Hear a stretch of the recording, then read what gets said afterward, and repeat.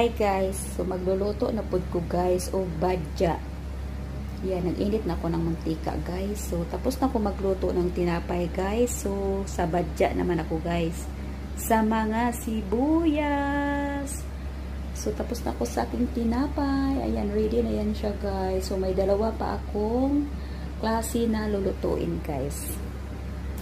Thank you. So ito yun siya guys. Mga gulay.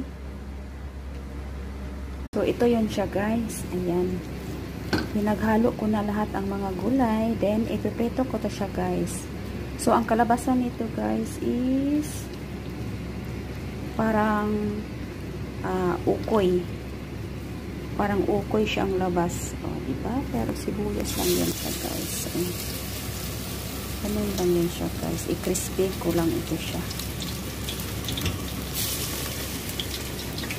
Crispy.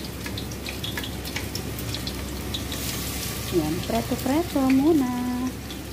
Ayan guys, crispy na siya.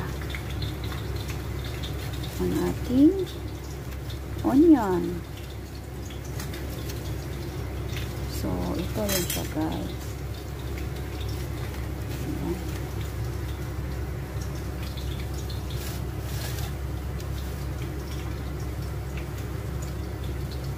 Guys, titikman ko ang niluto ko na crispy onion.